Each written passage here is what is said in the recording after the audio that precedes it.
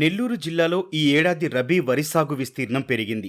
జలాశయాల్లో సరిపడా నీటి నిల్వలు ఉండటంతో దాదాపు 7 లక్షల ఎకరాల్లో వరి సాగైంది. అయితే ఈ ఏడాది సాగు ఖర్చులు పెరిగాయంటూ రైతులు వాపోతున్నారు. ఎరువుల ధరలు విపరీతంగా పెరిగాయంటున్నారు. వాతావరణం సరిగా లేకపోవడంతో ఎరువులు వేస్తే గాని పంట చేతికి రాని పక్షంలో ఎరువుల ధరలు భారంగా మారాయని, దీనికి తోడు కూలీ ఖర్చులు అధికమయ్యాయంటూ రైతులు వాపోతున్నారు.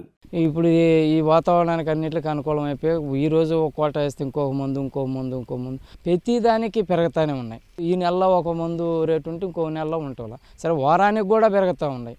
ఎరువుల మీద బాగా ధర తగ్గించాలి. కానీ ఏంటంటే సొసైటీలో ఇస్తున్నామంటున్నారు, కానీ ఆ రోజే తెల్లారి ఉంటుందా. ఈ ప్రైవేట్గా ఏంటంటే ఈరోజు 50 రూపాయలు ఉంటే రేపు 200, రేపు 300 ఇట్లాగా ప్రతి దాని మీద 50 రూపాయలు, 30 రూపాయలు, 50 రూపాయలు అంటే ప్రతిసారికి ఒక 1000 రూపాయలు అదనం అవుతుందే తప్ప అటు 5-6 కోటాలు వేస్తూ ఉన్నారు. అటు కనీసం ఒక ఎకరాకి 10,000 అదనం అవుతుంది. మేము నియంత్రిస్తాము, ప్రశాంతంగా అందరికీ అందుబాటు చేస్తూ ఉంటున్నారే, కానీ ప్రతి ఒక్కటి బ్లాక్ మార్కెట్ ఎక్కువైపోయి ఇప్పుడు చెప్పిన రేటు రైతు కొనాల్సి వస్తుంది, వేయాల్సి వస్తుంది. దిగుబడి సరిగ్గా రాక, వాతావరణం సరిగ్గా లేక, పెట్టుబడి కూడా అందరికీ అందుబాటు కాక, ఎప్పుడు ఎరువులు ఎక్కువగా పెరిగినాయో దానివల్ల ఏంటంటే ఎక్కువ మోతాదులు వేయాల్సి వస్తుంది. ఎక్కువ మోతాదులో ఖర్చులు ఎక్కువ అవుతున్నాయి. దానివల్ల ఏంటంటే రైతు చాలా వరకు నష్టపోతాడు. ఈ ఎండలు లేని దానివల్ల పైర్లు పెద్ద ఎదగలేదు. ఎరువులు పెరిగినాయి, పురుగు మందులు మామూలే, ఎరువులు కొద్దిగా పెరిగినాయి. 100 రూపాయలు పెరిగింది బస్తాకి. పిండి చల్లిన బస్తాలు లెక్క. ఇప్పుడు ఆడవాళ్ళకి కొలుపులకి అయితే 300, ఇంతకుముందు 250 రూపాయలు, 50 రూపాయలు పెంచారు. ఇప్పుడు ఇంతకుముందు కూలీలకి 450 రూపాయలు. ఇప్పుడు బస్తాలు లెక్క, బస్తాకు 150 రూపాయలు. అదే బస్తా చల్లితే 150 రూపాయలు. ఎన్ని బస్తాలు అయితే 150,000. ఇప్పుడు రేటు 14,000, 15,000 అంటున్నారు. అది ఇంకా తెలియదు. ఇంకా ఒక నెల పట్టుద్ది.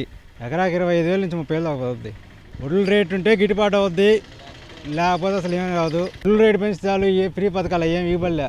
ఈసారి రబీ నాట్ల సమయంలో కురిసిన అధిక వర్షాలకు నాట్లు దెబ్బతినడంతో తిరిగి నాటుకోవాల్సిన పరిస్థితి వచ్చింది. దీంతో సాగుకు అదనంగా పెట్టుబడులు పెట్టాల్సి వచ్చిందని రైతులు వాపోతున్నారు. చీడపీడల నివారణకు పిచికారీలు పెరిగాయి. అయితే పెరిగిన సాగు ఖర్చులకు తగ్గట్లుగా మద్దతు ధరలు పెరగడం లేదని రైతులు వాపోతున్నారు. పెరిగిపోతా ఉన్నాయి. ధాన్యం మద్దతు రేటు కన్నా కూడా బయట మిల్లర్స్ తక్కువ కొంటున్నారు. దాన్ని కంట్రోల్ చేయాలా. పెరిగితే కదా అన్నీ పెరుగుతూనే ఉన్నాయి. గవర్నమెంట్ సబ్సిడీ ఇస్తూనే ఉంది. ఇచ్చినా కొన్ని దొరకటం లేదు. ఒక్కోసారి కూలీల రేటు పెరిగే కొద్ది పని తగ్గిపోతుంది. ప్రతి ఒక్కరు కూడా కమర్షియల్ అయిపోయింది. ఎవరు చూసుకుంటున్నారు. రైతు మాత్రం పచ్చిధాన్యం వాళ్ళు ఇవ్వాలంటే ఏమో మిల్లర్స్ 1 ముక్కలుగా సేను వచ్చేటప్పటికి కొంటున్నారు. అవి ఆరబోసి చేయాలంటే రైతు పరిస్థితి కష్టంగానే ఉంటుంది. ఏ కాడికి చేయాల్సి వస్తుంది. ఆరబోసేదానికి కూడా మనుషులు దొరికేది కష్టంగానే ఉంది. ఆ డయర్స్ ఇంతకుముందు అలా కుప్పలో నిలుచుకొని ఉంటే కాలంలో 10 రోజులు నిలుచుకుంటున్నది, డిమాండ్ ఉంటున్నది. ఇప్పుడు అది లేదు. మద్దతు రేటు ఇప్పుడు 19,000 పెట్టారు. మన 17,000 కూడా కొన్నారండి. 22,000 ఫస్ట్లో పెట్టారు. రోజుకు ఒక 1,000 రూపాయలు తగ్గించుకుంటా వచ్చి 17,000 కూడా కొనుగోలు చేశారు. పెట్టుబడి 20,000 పైన అయిపోతుంది సార్. పిండి చల్లితే 150 రూపాయలు ఒక కట్టకొచ్చి పిండి చల్లితే ఇదే కట్ట. దుక్కి పిండి చల్లినా ఏ చల్లినా 150 రూపాయలు. మందు కొడితే 300 రూపాయలు ఒక ఎకరా. పిండి కట్టలు వచ్చి ఇప్పుడు మామూలు దాబులకి ఇప్పుడు 2 ఎకరాలకి 10 కట్టలు వేసినాం. పురుగు మందు 2 సార్లు కొట్టాం. గొలుకులు వచ్చి 4 కేజీలు 950, 700, 800. గబ్బుది గొలుకులు అయితే 100 రూపాయలు. ఆ విధంగా పెరిగిపోయింది. వరి సాగులో ఏటా ఖర్చులు అధికమవుతున్నాయి. ఎరువులు, పురుగుమందుల ధరలు రెట్టింపవుతున్నాయి. కానీ పండించిన పంటకు మాత్రం నామమాత్రపు ధరలే దక్కుతున్నాయని రైతులు వాపోతున్నారు. మద్దతు ధరలు పెరగని పరిస్థితుల్లో ఉత్పాదకాల ధరల్లో నియంత్రణ తప్పనిసరంటూ రైతులు కోరుతున్నారు.